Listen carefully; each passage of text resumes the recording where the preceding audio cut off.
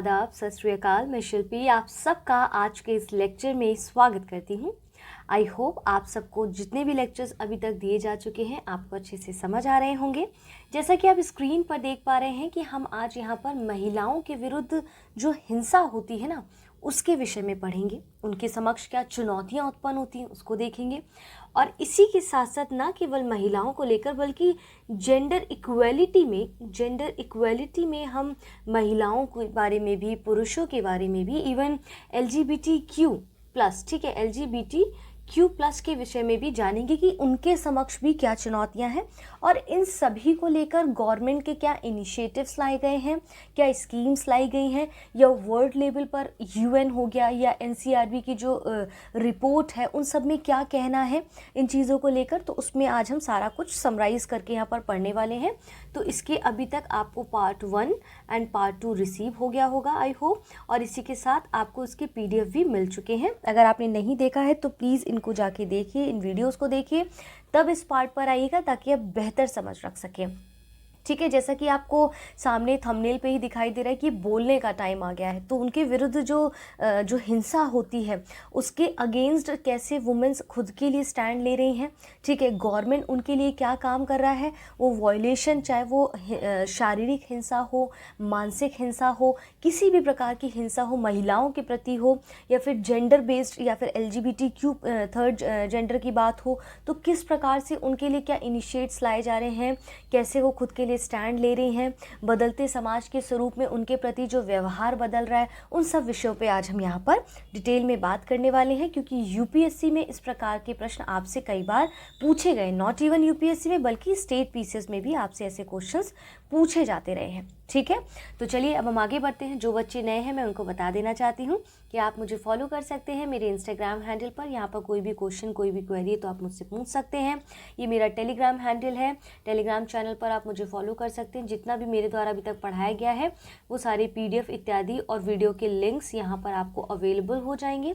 आप मुझे यहाँ पर भी फॉलो कर सकते हैं। कोई क्वेश्चन आंसर राइटिंग आपको करके भेजना है PYQ का, तो आप मुझे इंडियन सोसाइटी या फिर आर्ट एंड कल्चर से संबंधित यहाँ पर मुझे लिख के ड्रॉप कर सकते हैं। ठीक है, आइए मूव करते हैं। महिलाओं के विरुद्ध हिंसा जो है, एक्चुअल में ये महिलाओं के विरुद्ध हिंसा जो यहाँ पर शब्द लिखा है इसको इस तरीके से समझ के ना, ऐसे समझिए, यहाँ पर कहने का मतलब है कि एक्चुअल में ये सही परिभाषा क्या है इसकी। ठीक है, तो लिंग आधारित हिंसा कोई भी कार्य हो, ठीक है, जिसमें महिलाओं को या लड़कियों को शारीरिक, लैंगिक या मानसिक कष्ट या पीड़ा पहुंचती है या पहुंचने की संभावना होती है, तो महिलाओं के विरुद्ध ये हिंसा कहलाता है। यानी कि महिलाओं के विरुद्ध या हम डेफिनेशन में जब लिंग आधारित लिखेंगे तो मात्र महिलाओं की बात नहीं होती यहाँ पर। ठीक है, LGBTQ+ की भी बात हम करेंगे यहाँ पर। ठीक है, मेल पर्सन की भी बात करेंगे, उनकी अपनी परेशानियाँ हैं, उनकी मतलब अलग स्टीरियोटाइप चीज़ें बनी। जैसे महिलाओं को लेकर, जैसे वुमेन्स को लेकर स्टीरियोटाइप है कि नहीं यार वो तो घर का ही काम संभालेगी, वो बाहर वर्क क्यों करेगी, अगर छोड़ने की बात आएगी तो बाहर वर्क छोड़ेगी। वैसे ही मेल पर्सनालिटीज़ के साथ क्या होता है, उनसे एक अपना एक्सपेक्टेशंस रखी जाती है कि मान लीजिए 4 लोग लड़ रहे हैं रोड पर, तो ये मॉरल दायित्व बनता है कि वहाँ पर मेल पर्सन जाके उसको सॉर्ट आउट करेगा या फिर भारी भरकम काम जो है वो मेल ही करेगा। ऐसा हमारे डोमिनेटिंग जो है सोसाइटी में इस तरह का नेचर, इस तरह का बिहेवियर सबके प्रति दिखाई देता है। तो ये चीज़ें जो है ना कहीं आपके एक प्रीजुडिश होने के कारण, एक रूढ़िवादी होने के कारण, समाज में जो ऑर्थोडॉक्स सोच है उसके कारण दिखाई देता है। ठीक है, तो कहने का मतलब है इनके विरुद्ध जो हिंसा होती है वो चाहे मानसिक रूप से हो, चाहे शारीरिक रूप से हो, कि भाई अब हस्बैंड है जो बाहर काम करके आ रहा है, पी खा कर आ रहा है और अपनी वाइफ को मार रहा है, अपने परिवार में इस तरह की कोई महिला उनको मार पीट कर रहा है क्योंकि उनको लगता है ये उनका जन्मसिद्ध अधिकार है। ठीक है, तो मानसिक पीड़ा, अब मानसिक कष्ट किस प्रकार का, शारीरिक समझ आता है, मानसिक कष्ट किस प्रकार का, कि भाई मान लीजिए एक ससुराल में एक नई बहू आई है, ठीक है, उसको भले ही शारीरिक रूप से प्रताड़ित नहीं करे लेकिन मानसिक रूप से कि भाई उसने कम दहेज दिया है या इसको ये नहीं आता है, इसको वो नहीं आता है, इस तरह के टॉन्ट कसना, तो ये कहीं ना कहीं एक मानसिक कष्ट को दर्शाता है। वहीं लैंगिक में देखेंगे कि लैंगिक पीड़ा किस प्रकार की, जैसे LGBTQ को अब अगर स्पेसिफिक हम बात करें, तो किस प्रकार से लिंग के आधार पर उनके साथ जो है उनको हर कदम कदम पर समस्याओं को झेलना पड़ता है, उनको फेस करनी पड़ती है, इन चीज़ों को, टॉर्चर को फेस करना पड़ता है, उनको इग्नोरेंस को फेस करना पड़ता है। तो ये सारी चीज़ें क्या है, महिलाओं के विरुद्ध हिंसा को दर्शाती हैं, या फिर हम लिंग आधारित हिंसा को भी कह सकते हैं। ठीक है, अब देखिए यहाँ पर कह रहे हैं कि भारतीय दंड संहिता के तहत मुख्य तौर पर कुछ अपराध हैं जिनको महिलाओं के विरुद्ध अपराध माना गया है। ठीक है, कुछ क्राइटेरिया कह सकते हैं या कह सकते हैं कुछ पॉइंट आउट दिए गए हैं। जैसे जब हम देखते हैं कि भारतीय दंड संहिता यानी कि इंडियन पैनल कोड आईपीसी के तहत मुख्य तौर पर कुछ अपराधों के विरुद्ध जो है महिलाओं के विरुद्ध अपना अपराध माना गया, जिसकी लिस्ट यहाँ पर दी गई है। जैसे कि बलात्कार हो गया, ठीक है, अपहरण करना, किसी की किडनैपिंग हो गया, दहेज को लेकर जो हत्याएं होती हैं, ठीक है, शारीरिक या मानसिक उत्पीड़न हम यहाँ देखते हैं, छेड़छाड़ देखते हैं, यौन उत्पीड़न देखते हैं, ठीक है, छेड़छाड़ व यौन उत्पीड़न हम यहाँ देखते हैं, ठीक है, ईव टीजिंग जिसमें हम कंसीडर कर सकते हैं, लड़कियों की तस्करी होती है, ठीक है, उनके बारे में आप देखते हैं कि कितनी सारी चीज़ें न्यूज़ में देखने को मिलती है। इवन यही नहीं, आप देखेंगे कि जो लड़कियां होती हैं यानी जो महिलाएं होती हैं उनके जीवन में जो अपराध का सामना है ना, जैसे कन्या भ्रूण हत्या ले लीजिए, बाल विवाह ले लीजिए, पारिवारिक कोई दुर्व्यवहार है वो ले लीजिए, या ऑनर किलिंग के रूप में करना पड़ता है, उन्हें फेस करनी पड़ती हैं चीज़ें, या फिर दहेज संबंधी हत्या हो गया, इसको घरेलू हिंसा कहते हैं, दुष्कर्म हो गया, यौन शोषण हो गया, दुर्व्यवहार हो गया, दुर्व्यापार हो गया, ठीक है, इन सब के रूप में भी हो सकता है ये उनके जो विरुद्ध अपराध है, क्राइम अगेंस्ट वुमेन की अगर हम बात करें, ठीक है, विवाह के बाद संबंधों में के अपराध में उन्हें निर्वस्त्र कर और उनका सर मुंडवाकर सार्वजनिक तौर पर घुमाया जाता है, ये भी एक अपराध का स्वरूप है। दहेज से संबंधित मामलों में उन्हें जिंदा जलाकर मार दिया जाता है, जो यहाँ पर दहेज हत्या की बात की गई है, या फिर ऑफिस कल्चर में उनका शारीरिक या मानसिक उत्पीड़न किया जाता है, ठीक है। आप एक ये भी है, एक आप देखते हैं कि तेजाब से भी, मतलब इसका तो किसी भी अपराध की बात करें तो अलग ही एक हो जाती हैं चीज़ें, कि तेजाब से जो है हमला किया जाता है, अश्लील चित्रण हो जाता है, उनका बलात्कार, तस्करी, छेड़छाड़, महिलाओं से जुड़ी ऐसी बहुत सारी समस्याएं हैं। और सबसे बड़ी प्रॉब्लम ये कि ये समस्याएं तो हैं, उनके विषय में कोई बात नहीं करना चाहता। तो कहते हैं ना कि महिलाएं ना तो घर में अपने साथ होने वाली हिंसा के बारे में बताती हैं, ना ही पुलिस में उनके खिलाफ शिकायत दर्ज करती है। और ज़्यादातर देखा जाता है कि वो समझती हैं कि महिलाओं के साथ तो ऐसा ही होता है, इसमें बदलाव नहीं लाया जा सकता, मतलब ये तो स्वाभाविक है, उनके साथ कुछ बुरा होना स्वाभाविक है क्योंकि उनमें प्रॉब्लम है, क्योंकि वो महिला हैं। तो ये थॉट जो है ना, ये किसी अच्छे इनिशिएट्स के द्वारा ही ख़त्म किए जा सकते हैं, लेकिन उसके साथ साथ हमारा भी एक मॉरल सपोर्ट लगेगा।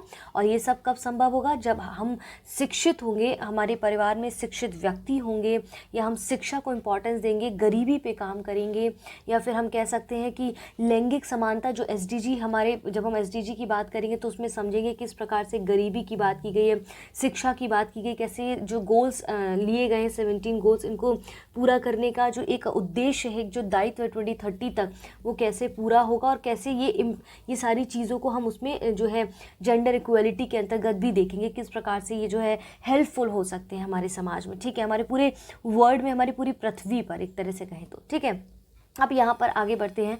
जैसे कह रहे हैं कि महिलाओं के संपूर्ण जीवन चक्र में जो उनके विरुद्ध जो हिंसा होती है ना, वो उनका स्वरूप क्या है, जैसे कि अर्ली एज में वो क्या फेस करती हैं, इस एज में वो क्या फेस करती हैं, है ना, तो वो हम यहाँ पर देखेंगे। जैसे कि आप देखते हैं कि जैसे गर्भधारण से पहले की क्या स्थिति होती है, तो हिंसा का क्या स्वरूप होता है उनके प्रति, है ना।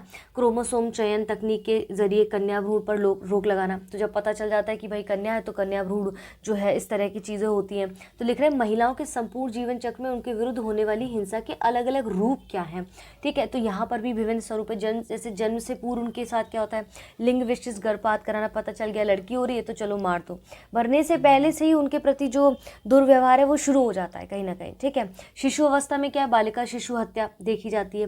बालिका अवस्था में उनके साथ क्या होता है, बाल विवाह हो जाता है, शारीरिक या मानसिक यौन शोषण देखने को मिलता है, वेश्यावृत्ति में उनको लिप्त कर दिया जाता है, अश्लील फिल्म निर्माण में उनको लिप्त कर दिया जाता है, या किसी कारणवश वो उसमें लिप्त हो जाती हैं, ठीक है।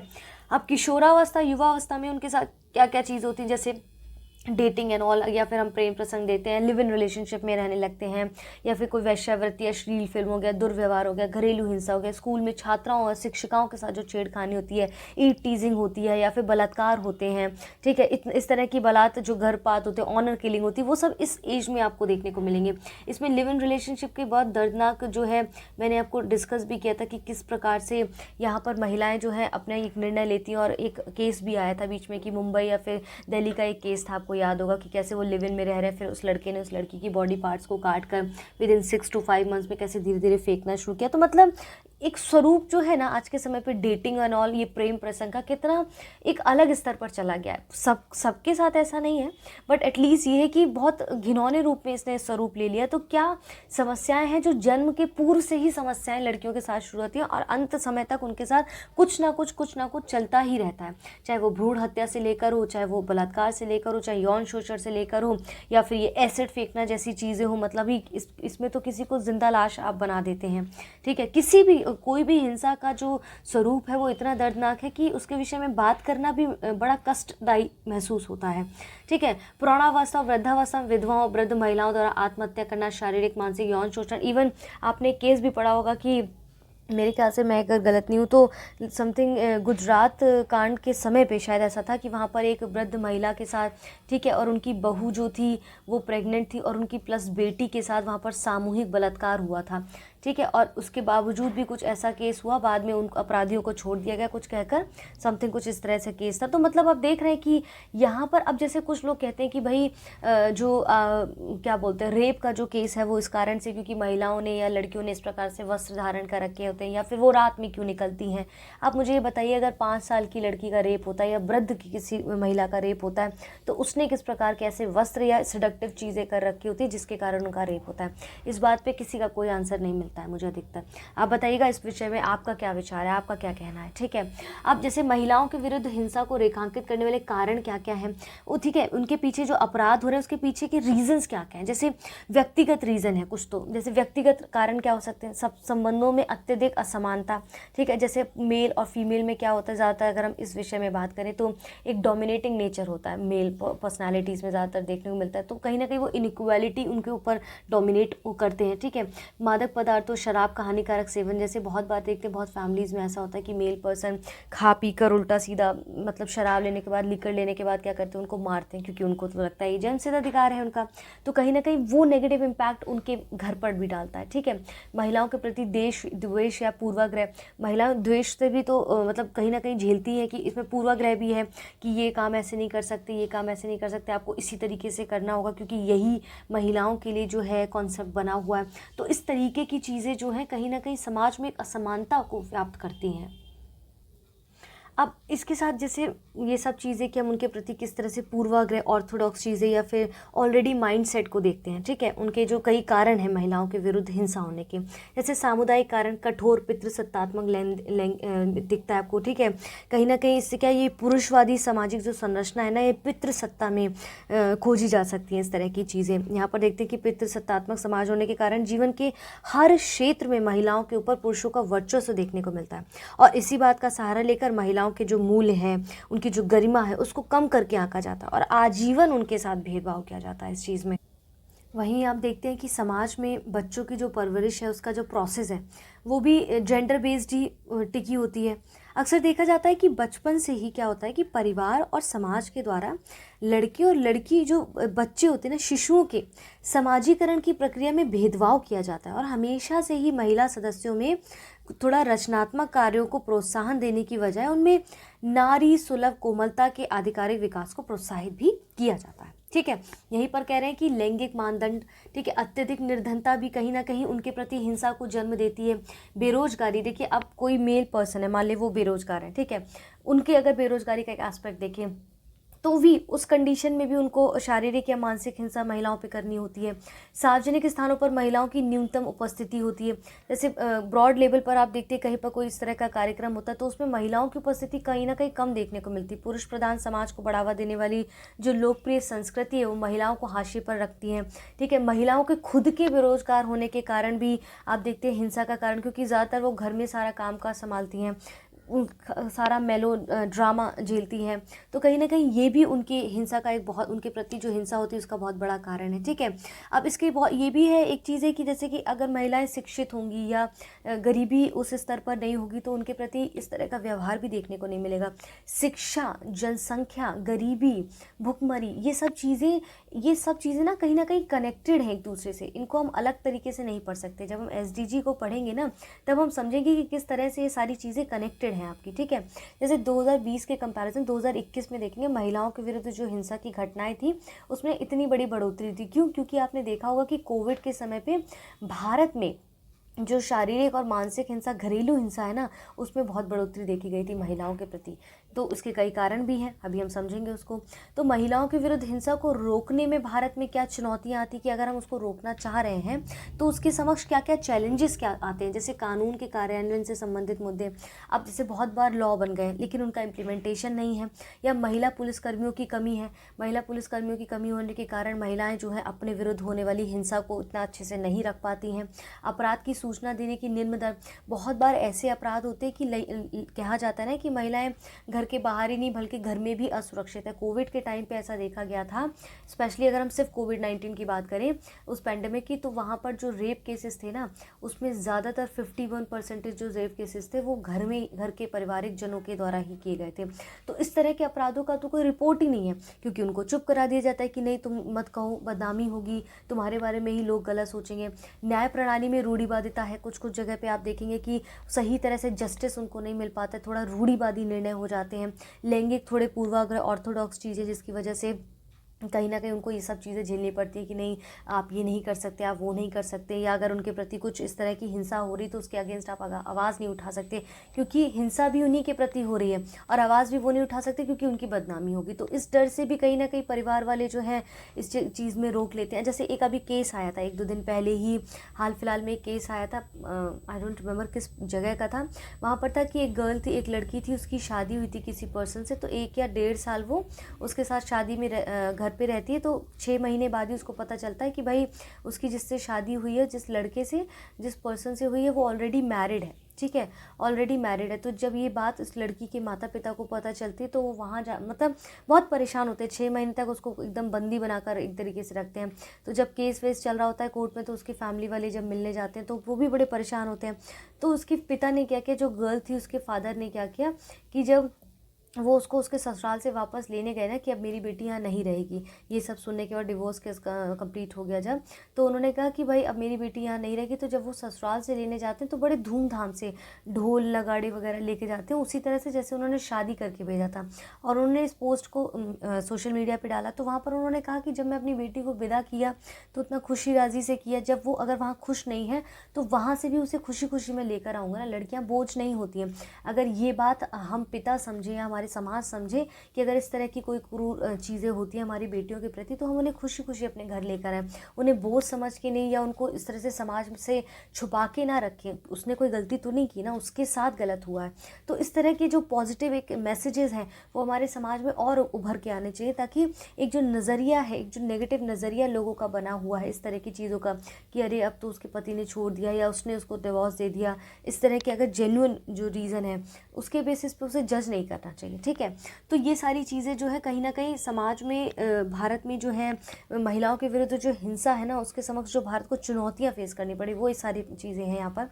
सामाजिक मुद्दे जैसे अपराध संबंधी मामलों की कठिन पहचान करना, जैसे बहुत बार एक मी टू, अगर हम पुरुषों की बात करें सिर्फ यहाँ पर, तो जैसे मी टू प्रोग्राम एक लाया गया था, तो उसमें बहुत बार हुआ था कि गलत भी लोगों ने एलिगेशंस लगाने शुरू कर दिए थे, इसका मिसयूज़ करना शुरू कर दिया था, है ना। तो एक ये भी एस्पेक्ट है। लेकिन अपराध संबंधी मामलों की कठिन पहचान करना, क्योंकि पता ही नहीं चलता कि अपराध है। महिलाओं को बहुत बार इस तरह से पोर्ट्रे किया जाता है चीज़ों को कि उनको लगता है कि ये तो उनके प्रति जो हो रहा है वो स्वाभाविक है, ये तो महिलाओं के प्रति होता ही है। मान लीजिए एक पुरुष ने एक महिला पर हाथ उठाया, ठीक है, मान लीजिए उदाहरण के तौर पर, तो ये स्वाभाविक सी बात मान ली जाती है। महिलाओं को लगता है ये तो नेचुरल बात है, क्योंकि ये तो हम बचपन से देखते आ रहे हैं, या हमारे समाज में तो ऐसी चीज़ें विद्यमान है। अब इसी तरह की मूवी भी बना दी जाती है, जैसे कौन सी मूवी थी वो जिसमें कबीर सिंह, हाँ, जिसमें लड़का लड़की के ऊपर हाथ उठाता और इस तरह से उसको अप्रिशिएशन भी मिल रहा है, हालांकि लड़की भी उस पर हाथ उठाती, तो दिखाती कि ये तो कॉन्सेप्ट है, ये तो मतलब सही क्राइटेरिया ही है एक रिश्ते में रहने का। तो वो चीज़ें कहीं ना कहीं हमारे समाज में, अगर इस तरह का समाज में जिसको दर्पण कहा जाता है सिनेमा को, अगर वो इस तरह की चीज़ें दिखाएंगे तो हम क्या ही उम्मीद कर सकते हैं बाकी चीज़ों से। ठीक है, भेदभाव के अलग अलग रूपों पर कम ध्यान दिया जाता है, किस तरह से उसमें डिफरेंस किया जाता है उनके काम को लेकर, उनमें विद्यमान जो असमानता है उसको लेकर, है ना। अब जैसे यहाँ पर कह रहे हैं महिलाओं के विरुद्ध हिंसा से निपटने के लिए भारत में कुछ कदम उठाए गए हैं, वर्ल्ड लेवल पे तो है ही, पर उनके विरुद्ध जो हिंसा है ना उसके लिए कदम कुछ उठाए गए हैं, उसको यहाँ पर देने का प्रयास किया गया है। जैसे कि क्या क्या कदम उठाए गए हैं महिलाओं के प्रति जो हिंसा हो रही है। फॉर एग्जाम्पल जैसे आप देखेंगे दंड विधि संशोधन अधिनियम 2013-18। अब ये सब जो डाटा आपको दिया जा रहा है इसके डेप्थ में जाने की ज़रूरत नहीं है, बस इसको जो है आप अपनी आंसर राइटिंग में मेंशन करिएगा।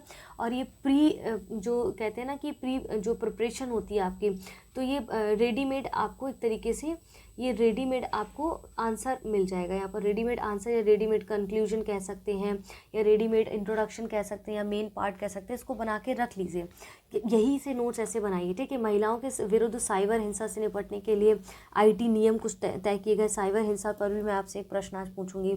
सुप्रीम कोर्ट के प्रगतिशील जो निर्णय है वो भी कहीं ना कहीं उनके अगेंस्ट जो विरुद्ध जो हिंसा हो रही है उसके लिए जल्द से जल्द वहाँ पर निर्णय लेने में काफ़ी सुधार लाने की कोशिश की जा रही है। राष्ट्रीय महिला आयोग की स्थापना की गई है। कुछ योजनाएं पहले भी पहल हैं, इनिशिएटिव्स हैं, जैसे महिला पुलिस वॉलंटियर्स हो गया, उज्ज्वला योजना हो गया, निर्भया कोष हो गया, बेटी बचाओ बेटी पढ़ाओ योजना, ये हमने कल की वीडियो में भी देखा है ना। तो ये सारी चीज़ें, ये सारी योजना है, आप चाहे तो इनके अंदर पढ़ भी सकते हैं, नहीं तो इनको नॉर्मल भी ऐसे लिख सकते हैं। अंतर्राष्ट्रीय अभी समय भी कुछ चलाए गए, जैसे महिलाओं के विरुद्ध सभी प्रकार के भेदभाव के उन्मूलन के लिए उस पर अभी समय लाए गए। राज्य स्तर पर कुछ पहले की गई इनिशिएट्स लिए गए, जैसे दिल्ली पुलिस द्वारा हिम्मत ऐप बनाया गया, तो इसको आप डिकोड कर सकते हैं वहाँ पर। मध्य प्रदेश पुलिस द्वारा सम्मान अभियान चलाया गया है। तो इस तरह की चीज़ें ना केवल यूपीएससी में बल्कि स्टेट पीसीएस में भी आप डालेंगे ना तो काफ़ी इम्पैक्टफुल रहेगा। केरल सरकार द्वारा पिंक प्रोटेक्शन प्रोजेक्ट लाए गए, तो इन प्रोजेक्ट्स का और इन जो है इनिशिएट्स के नाम वहाँ पर मेंशन करना ना भूलिएगा कि दिल्ली सरकार के द्वारा हिम्मत ऐप, एमपी पुलिस के द्वारा सम्मान अभियान, केरल सरकार के द्वारा पिंक प्रोटेक्शन प्रोजेक्ट लाया गया। तो ये सारी चीज़ें हमें जो अपनी आंसर राइटिंग में डालनी होंगी। और यहाँ पर ये सिर्फ ऐसे ही नहीं कि यहाँ पर बातें हो रही हैं, बस इसको डालना होगा अपनी आंसर राइटिंग में, ठीक है। अब महिलाओं के संरक्षण के लिए कुछ संवैधानिक यानी कि कॉन्स्टिट्यूशनल प्रोविजंस भी हैं जो संविधान में जिनके हित की बात करते हैं। तो कुछ प्रोविजंस आपको ऐसे भी दिए गए हैं, जैसे कि आर्टिकल 14 क्या कहता है, इसमें विधि के समक्ष यानी कि कानून के सामने जो है समता का प्रावधान है। यहाँ पर कोई भी पुरुष हो, महिला हो, थर्ड जेंडर हो, सबको समान अधिकार है। यानी कि राज्य जो है वो भारत के राज्य क्षेत्र में किसी भी व्यक्ति को कानून के समक्ष समता से या फिर विधियों के समान संरक्षण से वंचित नहीं किया जा सकता, ठीक है। आर्टिकल 15 का क्लॉज 3 क्या कहता है, इसमें महिलाओं को सशक्त करने के उद्देश्य से एफर्मेटिव मेजर्स यानी कि राज्य सकारात्मक कदम उठा सकता है, ठीक है। लिंग का विशिष्ट कानून यानी कि जेंडर स्पेसिफिक लॉज की जो उत्पत्ति हुई है उसका स्रोत भी संविधान का यही अनुच्छेद देता है। तो इन अनुच्छेदों को लिखिएगा, भले ही इसके अंदर ना लिखें, बस इसके बारे में नाम लिख दीजिएगा वहाँ पर। आर्टिकल 21 तो पता ही है, प्रत्येक नागरिक को प्राण और दैहिक स्वतंत्रता का अधिकार प्रदान करता है और इसी के तहत गरिमापूर्ण जीवन जीने का अधिकार भी दिया जाता है। तो गरिमापूर्ण जीवन जीने का अधिकार कोई लिंग बेस तय नहीं करेगा, याद है ना। नीति निर्देशक यानी कि आपके जो कहते हैं डीपीएसपीज हैं, उसमें देखेंगे कि यहाँ पर क्या कहते हैं कि आर्टिकल 39 क्या कहता है, महिलाओं और पुरुषों के लिए जीविका के पर्याप्त साधन और समान कार्य के लिए समान वेतन का प्रोविजन करता है, ठीक है। वहीं 42 क्या कहता है कि काम की उचित दशा और मर्टर्निटी रिलीफ का भी प्रावधान इसमें दिया गया है। तो महिलाओं के संदर्भ में जब आपसे कुछ पूछा जाए, उनकी सुरक्षा को लेकर, उनके संरक्षण को लेकर क्या प्रोविजंस किए गए हैं, इस तरह के प्रश्न जब आपसे पूछे जाते हैं कि महिलाओं के विरुद्ध हिंसा को लेकर क्या हमारे संविधान में क्या प्रोविजन है, तो आप इन सब आर्टिकल्स को लिखिएगा। भले ही उसके अंदर की पूरी लाइन याद ना आए, लेकिन आर्टिकल्स को लिख के थोड़ी थोड़ी चीज़ों को बस हाईलाइट कर दीजिएगा कि क्या समान कार्य के समान वेतन की बात करते हैं, प्राण और दैहिक स्वतंत्रता की गरिमापूर्ण जीवन जीने की बात करते हैं, महिलाओं को सशक्त बनाने के उद्देश्य से कुछ सरकार राज्य द्वारा कदम उठाए जाने चाहिए, विधि के समक्ष सभी की समता की अधिकार बात की जाती है, चाहे वो किसी भी लिंग का व्यक्ति हो, ठीक है। अनुच्छेद 42 भी कहता है मर्टर्निटी लीव के प्रोविजन की बात करता है, प्रसूति सहायता की बात करता है, ठीक है। तो ये सारे कॉन्सेप्ट क्या है, आपके कॉन्स्टिट्यूशनल प्रोविजन है जो महिलाओं को संरक्षण देते हैं। हमारे समाज में जो हिंसा विद्यमान है उनको रोकने के लिए उनके प्रति कुछ समाज में कुछ अधिकार है जिनको यहाँ पर बताया गया है, ठीक है। ठीक है, यहाँ तक तो आपने समझा। अब देखिए एक अलग कॉन्सेप्ट आता है। अब जैसे घरेलू हिंसा की बात करते हैं, ठीक है। तो घरेलू हिंसा जो है आप देखेंगे यहाँ पर कि घरेलू हिंसा में क्या कहा गया है कि पितृसत्तात्मक मानसिकता, यहाँ पर एक बात कह रहे हैं पितृसत्तात्मक मानसिकता किस प्रकार से इस हिंसा को ज़्यादा बढ़ाते हैं। सबसे पहले आपको यहाँ पर ये घरेलू हिंसा को ये सब समझने से पहले समझना है इसकी राइट डेफिनीशन क्या होती है। एक्चुअल में इसकी जो राइट डेफिनेशन है वो कहती है कि सामान्य तौर पर महिलाओं के विरुद्ध क्या होता है कि घरेलू हिंसा जो है वो घर की चार दीवारी के भीतर ही होती है। उनको चाहे शारीरिक हानि हो, चाहे मानसिक प्रताड़ना हो, तो ये सब क्या है, एक राइट डेफिनेशन है घरेलू डोमेस्टिक वायलेंस की। अगर बड़े संदर्भ में देखें ना, तो घरेलू हिंसा का संबंध केवल प्रेजेंट में पतियों से नहीं होता, बल्कि पुरुष मित्रों से भी हो सकता है, पूर्व एक्स हस्बैंड से हो सकता है, या परिवार के किसी अन्य सदस्य से भी हो सकता है।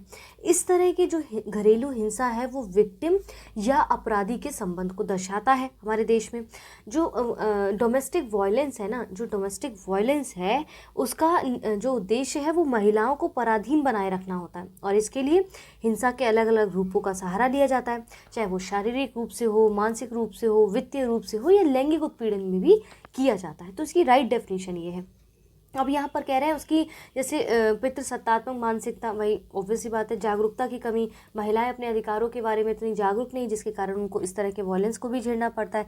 बहुत बार ऐसा होता है कि अगर वो जागरूक भी है लेकिन हमारी सोसाइटी उनको झेलने पे मजबूर करती है, क्योंकि उनको चुप करा दिया जाता है कि आप नहीं बोल सकती, क्योंकि महिलाओं के लिए ये चीज़ निर्धारित है कि पति पीटेगा या घर के लोग आपको द्वेष देंगे या फिर घर में इस तरह की चीज़ें होंगी, आपको झेलना होगा। ठीक है। अब यहाँ पर घरेलू हिंसा को रोकने के लिए कुछ गवर्नमेंट के इनिशिएट्स लाए गए हैं, जैसे कि दंडनीय अपराध, भारतीय दंड संहिता की जो धारा 498A है, इसको 1983 में घरेलू दुर्व्यवहार को एक अलग दंडनीय अपराध के रूप में अलग करने के लिए यहाँ पर जोड़ा गया था। ठीक है। दहेज निषेध अधिनियम 1961 क्या कहता है? ये अधिनियम दहेज लेने या देने पर रोक लगाता है। तो इस तरह की इम्प्लीमेंटेशन तो हमारे समाज में है, लेकिन क्या बताइए आपकी इसके बावजूद भी समाज में सुधार है क्या? उस स्तर पर कम है, लेकिन ख़त्म नहीं हुआ है।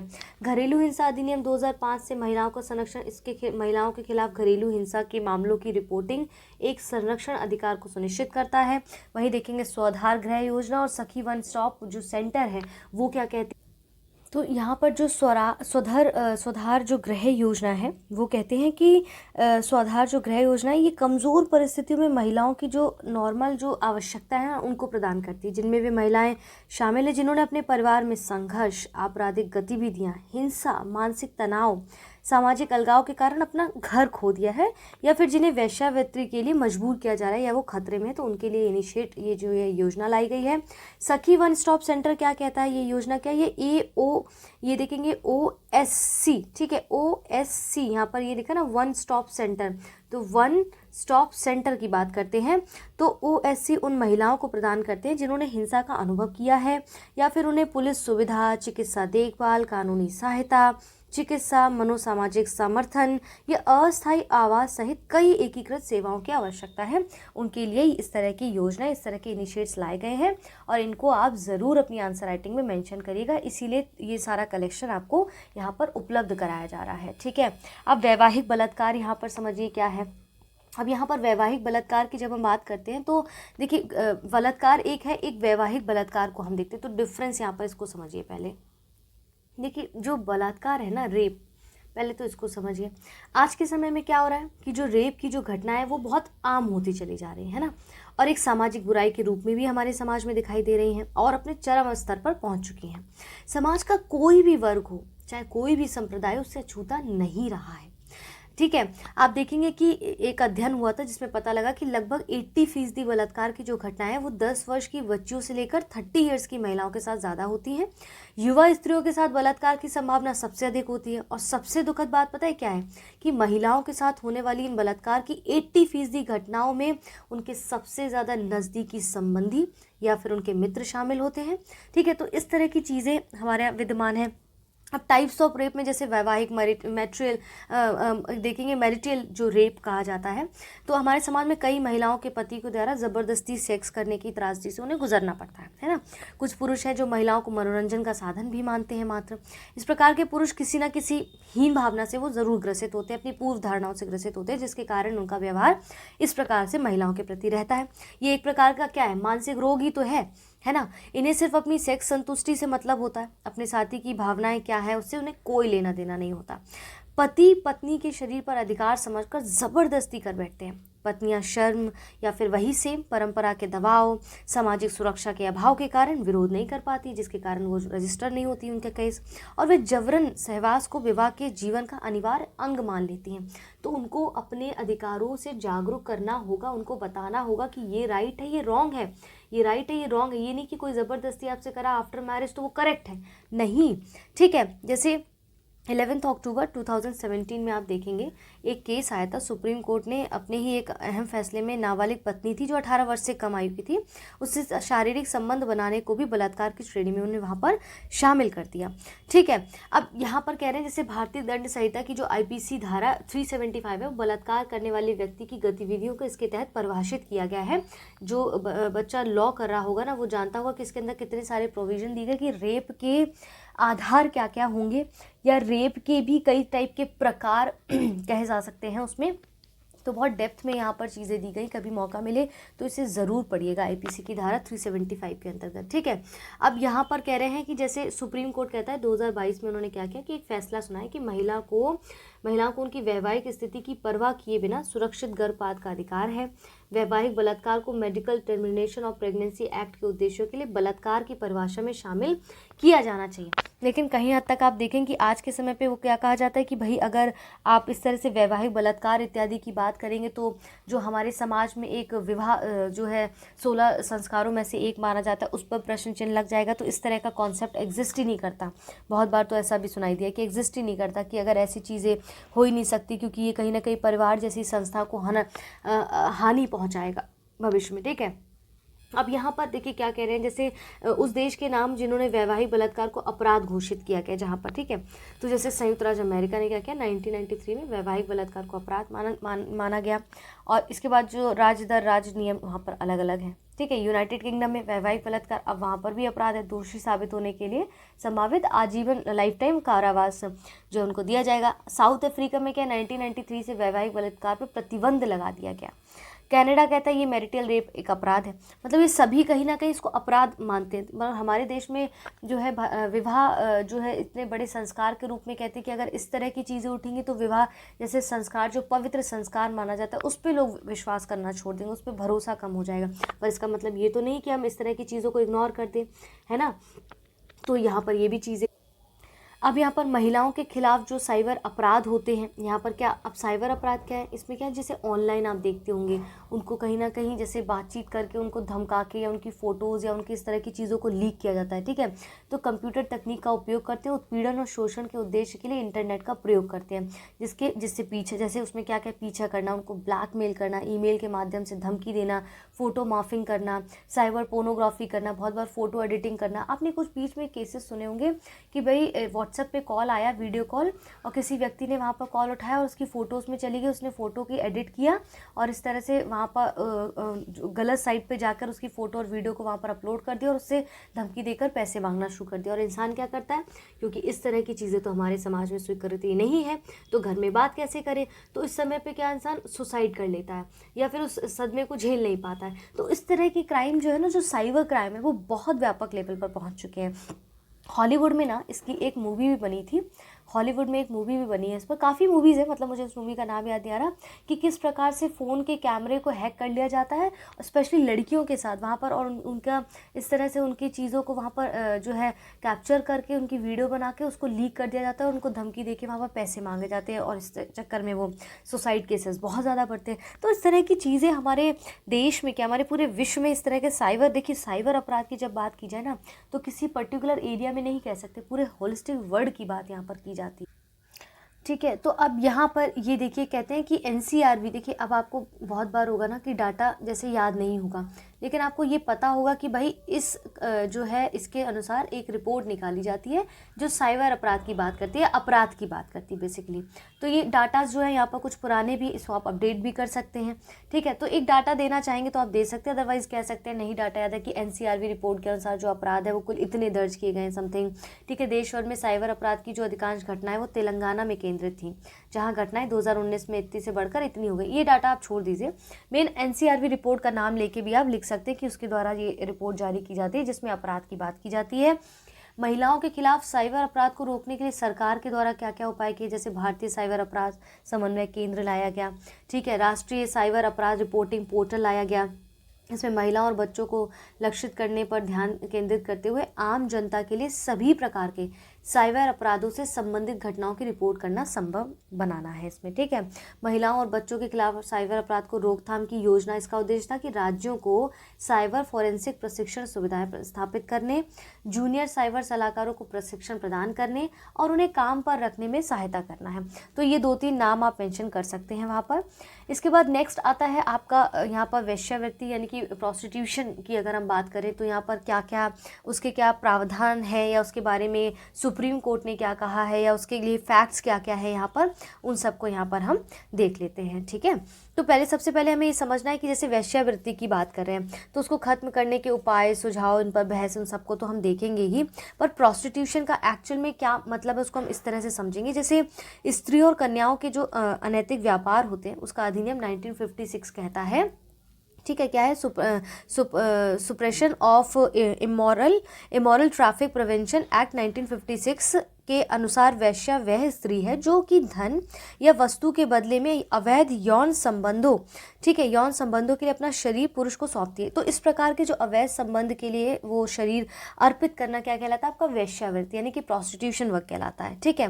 तो अब प्रेजेंट टाइम में अगर आप देखेंगे हमारी सोसाइटी में वैश्याओं को अपने आधारों पर कई सारी श्रेणियों में भी डिवीजन किया गया है उनके अंतर्गत, ठीक है। तो इसके कौन कौन से प्राय देखते हैं कि 3 प्रकार के ये प्रोस्टिट्यूशन हमारे समाज में देखने को मिलते हैं।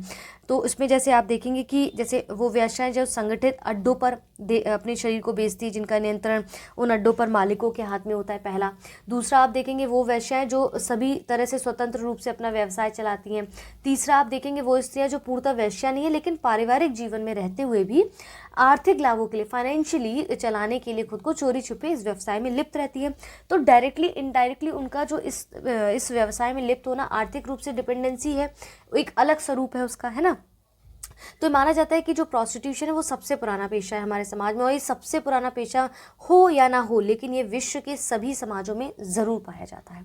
सुप्रीम कोर्ट 2022 में कहते हैं कि सेक्स वर्क को स्पेशली पेशे के रूप में मान्यता देने के लिए संविधान के अनुच्छेद 142 द्वारा उसे दिए गए अपने अद्वितीय अधिकार का इस्तेमाल किया और कहा कि जो लोग इसमें संलग्न हैं उन्हें सम्मान और समानता की कानूनी संरक्षण प्रदान किया जाए, क्योंकि आर्टिकल 21 क्या कहता है, गरिमापूर्ण जीवन जीने का अधिकार और पूरी तरह से जीवन की जो स्वतंत्रता की बात करता है वो उसके अंतर्गत आता है। तो सुप्रीम कोर्ट ने भी इसको वैलिड किया है, आर्टिकल 142 के द्वारा कहा है कि ये अद्वितीय अधिकार है, इसका इस्तेमाल किया गया है और उसे सम्मान और समानता का कानूनी संरक्षण प्रदान किया जाना चाहिए, ठीक है। राष्ट्रीय मानवाधिकार आयोग क्या कहता है, 2020 में यौन कर्मियों को असंगठित श्रमिक के रूप में स्वीकार किया गया, अनऑर्गेनाइज्ड जो वर्कर्स है उनके रूप में इनको स्वीकार किया गया है, ठीक है। अब कुछ फैक्ट्स यहाँ पर दिए गए हैं, जैसे न्यायमूर्ति वर्मा आयोग जो आया था 2012-13 में, उन्होंने सहमति व्यक्त की कि वयस्क और सहमति देने वाली महिलाएं जो अपनी मर्जी से इस कार्य में संलग्न होती हैं, ऐसी महिलाएं जो व्यावसायिक यौन शोषण के लिए तस्करी की जाती हैं, इसके बीच में अंतर है। अब 2 पहलू आते हैं, अगर इस चीज़ को वैलिड कर दिया जाता है कि वैध कर दिया गया तो लड़कियों की तस्करी बहुत होना शुरू हो जाएगी कि भाई मार्केट में डिमांड बढ़ेगी, ठीक है। अगर नहीं करते हैं तो यौन शोषण, उनका रेप इत्यादि होना शुरू हो जाता है। तो हर सिक्के के बताती हूँ 2 पहलू है। तो इस तरह की जो वर्मा समिति है इसमें जो कहा गया कि इसमें मतलब कि अपनी इच्छा से इस व्यवसाय में संलग्न होना और उनका यौन शोषण होकर तस्करी होना, उनका व्यापार होना, ये दोनों अलग अलग चीज़ें हैं, तो इसको सेम नहीं समझाना जाना चाहिए। तो सुप्रीम कोर्ट ने बुद्धदेव करमस्कर बनाम पश्चिम बंगाल राज्य के मामले में फैसला सुनाया कि यौन कर्मियों को गरिमापूर्ण जीवन जीने का अधिकार है और ये अधिकार हमारा आर्टिकल 21 भी देता है, ठीक है। सेक्स वर्कर को अपराध की श्रेणी से बाहर अगर रखा जाए, इसको अपराध ना माना जाए, तो उसके पक्ष में लोगों के क्या क्या तर्क है, जैसे गरिमा और मानवाधिकारों का सम्मान करता है, यानी कि सेक्स वर्कर आवश्यक रूप से हिंसक नहीं है, ये निषेध है और यौन कर्मियों को सबसे बड़े जोखिम में डालता है, गैर अपराधीकरण हिंसा और दुर्व्यवहार से रक्षा करने में उनकी मदद भी करता है अगर इसको अपराध की श्रेणी से बाहर निकाला जाता है, ठीक है। न्याय तक पहुंच में सुधार हो सकेगी, यानी कि पुरानी निगरानी, कलंक, भेदभाव से जो डरते हैं वो खुलकर जी सकेंगे, उनके बच्चे इवन खुलकर जी सकेंगे। जैसे OMG 2 मूवी जो आई थी, OMG मूवी 2 जो आपने देखी होगी, उसमें इस तरह का ही टॉपिक एक लिया था, तो उसमें इस तरह का टॉपिक यानी कि उसमें मास्टरबेशन को लेकर वहाँ पर चीज़ें बताई गई थी, लेकिन वहाँ पर एक कोर्ट के अंदर एक जो है प्रोस्टिट्यूशन में लिप्त एक महिला आई थी जिनका बच्चा एक अच्छे स्कूल में पढ़ता है, तो उन्होंने एक प्रावधान किया था कि उन महिलाओं के बच्चे भी उस स्कूल में पढ़ सकते हैं, तो वो कहीं ना कहीं समाज से मुँह छुपा के वहाँ पर उपस्थित हुई थी। तो अगर इस तरह के उनको अपराध की श्रेणी से बाहर रखा जाएगा, उसको भी एक वर्ग के रूप में स्वीकृत स्वीकृति मिलेगी तो इस तरह की चीज़ों को नहीं सामना करना पड़ेगा, इवन उनके बच्चों को इस तरह की चीज़ों का सामना नहीं करना पड़ेगा। ठीक है, तो स्वास्थ्य सेवाओं तक पहुंच बढ़ाता है। अगर इनको अपराध की श्रेणी से निकालते हैं तो जो उनको जो मोस्टली दिक्कतें फेस करनी पड़ती हैं, क्योंकि शाम अक्सर सेक्स वर्कर्स के सबसे व्यस्त घंटे होते हैं। ठीक है, और अधिक वित्तीय सहायता होने से शाम को स्वस्थ आउटरीच करना संभव नहीं हो पाता। तो जो फिजिकली उनका जो कह सकते हैं हार्म उनको पहुंचता, वो कहीं ना कहीं खुलकर उस बारे में बात कर सकती है, या वो सही तरीके से सेवाएं उनको उपलब्ध कराई जा सकती है। HIV मोस्टली इस एरिया में आपको देखेंगे कि ये सारी जो है दिक्कतें बहुत ज़्यादा रहती हैं। अगले 10 वर्षों के दौरान यौन कार्य को अपराध की श्रेणी से बाहर करने से महिला यौन कर्मियों के 46% नए HIV संक्रमणों को रोका जा सकता है।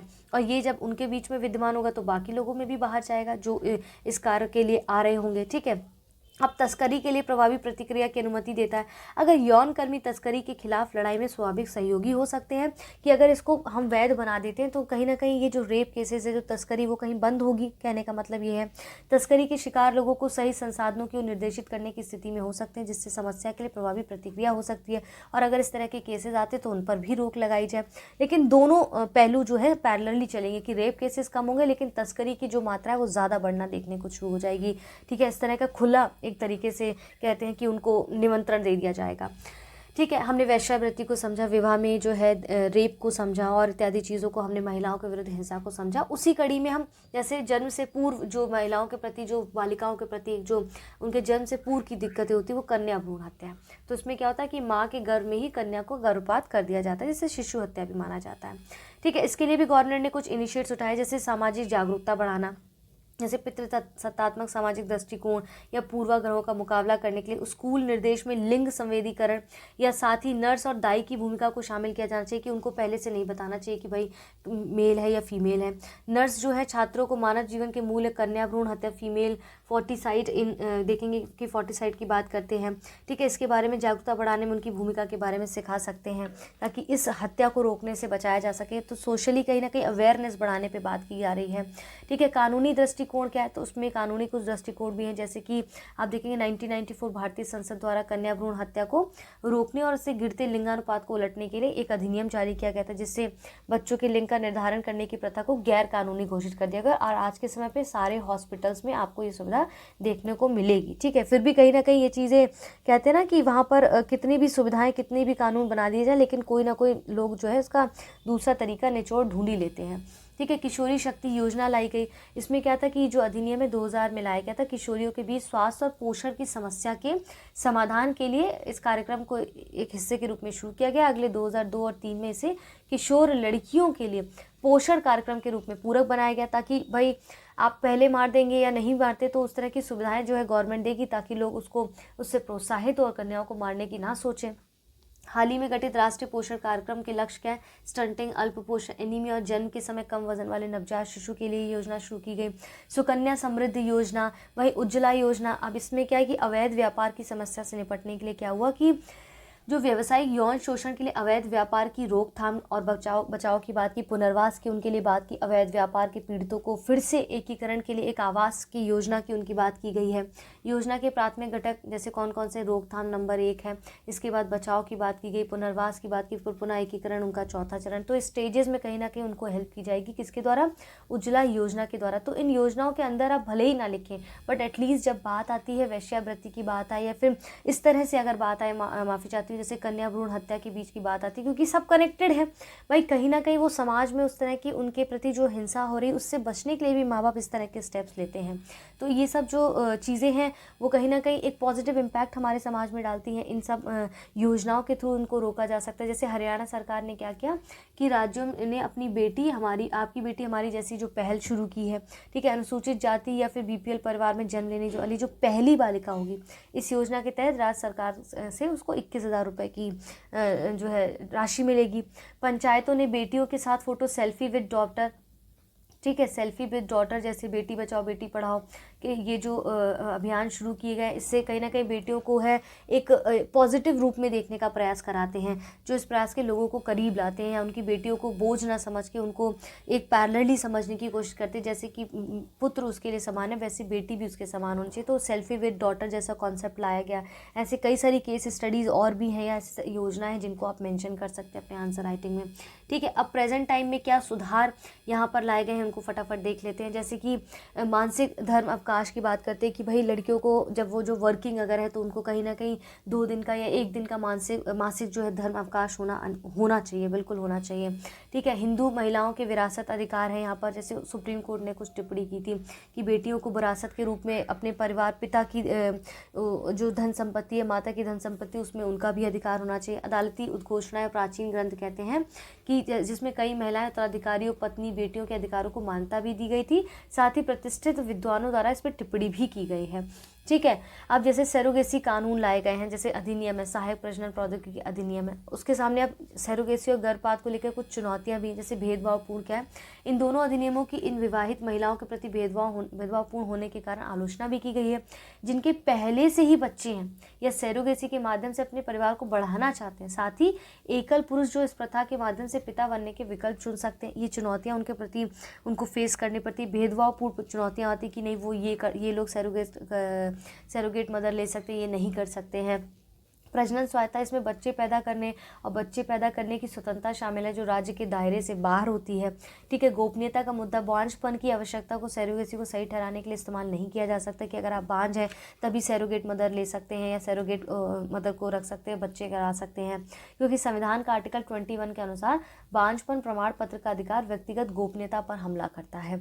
ठीक है। तो इस तरह की चीज़ें आप जैसे एक मीमी करके समथिंग एक मूवी आई थी जिसमें वो बाहर से आप देखेंगे फॉरेन कंट्री से ज़्यादातर लोग भारत आते हैं क्योंकि ये हब है। ज़्यादातर इंडिया में देखेंगे सरोगेट का ये हब कहा जाता है, जहाँ पर बच्चे पैदा करने की मशीन के रूप में उनका इस्तेमाल करते हैं और फिर आपस में उनमें अनबन हो जाता है, तो कहीं ना कहीं वो जो बच्चा जो पाल रही है एक महिला उसको छोड़ देते हैं। तो उस पर भी कई सारे कानून बनाए गए हैं ताकि इस तरह की चीज़ें समाज में ना हो। और इस तरह से क्या बच्चों का पे नेगेटिव प्रभाव पड़ता है ना, उस महिला पे नेगेटिव प्रभाव पड़ता है, क्योंकि मात्र पैसों के लिए वो नहीं कर रही है, उसका पूरा शरीर, उसका पूरे जीवन का एक बड़ा हिस्सा उसमें इन्वेस्ट हो रहा है। ठीक है। अब कोविड के समय के कुछ आंकड़े यहाँ पर, महिलाओं के खिलाफ कोविड में जो अपराध हुए हैं वो कोविड-19 का क्या प्रभाव, जैसे रोजगार के अवसर। तो रोजगार में आप देखेंगे महिलाओं में पहले क्या था, महामारी से पहले जो महिलाएं थी 24% महिलाएं इसमें लिप्त थी, काम करती थी, लेकिन नौकरी गंवाने वाले 28 महिलाएं यहाँ पर देखने को मिलती। तो ये क्या है, प्रेजेंट टाइम में हम क्या पढ़े, प्रेजेंट टाइम में जो चेंजेस लाए गए हैं ना उसकी बात यहाँ पर हम कर रहे हैं। ठीक है। स्वास्थ्य और क्या प्रभाव पड़ा है कोविड-19 का महिलाओं के ऊपर। स्वास्थ्य और स्वच्छता, 3 में से 1 से अधिक विवाहित महिलाएं गर्भ निरोधक प्राप्त करने में असमर्थ थीं और लगभग 16% महिलाएं हैं जो मासिक धर्म पैड का उपयोग बंद करने के लिए मजबूर हो गई थी कोविड-19 के दौरान, बिकॉज ऑफ फाइनेंशियली दिक्कत होती थी उस वक्त। देखभाल का कार्य सर्वेक्षण में महिलाओं के लिए अवैतनिक श्रम में, यानी कि जिसपे वेतन नहीं मिल रहा है, उसमें 47% की वृद्धि हुई थी। महिलाओं के लिए अवैतनिक देखभाल कार्य में 41% की वृद्धि का पता चला है, जिससे महिलाएं प्रेजेंट टाइम में भारतीय पुरुषों की तुलना में लगभग 3 गुना ज़्यादा बिना वेतन के काम करती हैं।